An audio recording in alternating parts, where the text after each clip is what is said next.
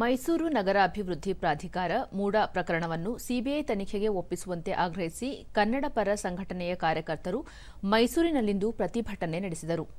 ಇದೇ ವೇಳೆ ಕನ್ನಡ ಸೇನಾ ಪಡೆಯ ಕಾರ್ಯಕರ್ತರು ಸರ್ಕಾರದ ವಿರುದ್ಧ ಘೋಷಣೆ ಕೂಗಿ ಪ್ರಕರಣವನ್ನು ಸಮಗ್ರ ತನಿಖೆಗೆ ಒಪ್ಪಿಸುವಂತೆ ಒತ್ತಾಯಿಸಿದರು.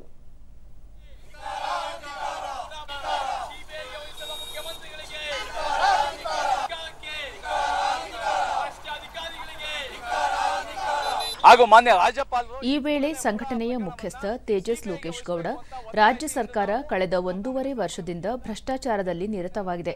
ವಾಲ್ಮೀಕಿ ಅಭಿವೃದ್ಧಿ ನಿಗಮದ ಪ್ರಕರಣ, ಮೂಡಾ ಹಗರಣ ಸೇರಿದಂತೆ ಹಲವು ಪ್ರಕರಣಗಳಲ್ಲಿ ಸಿಲುಕಿದೆ.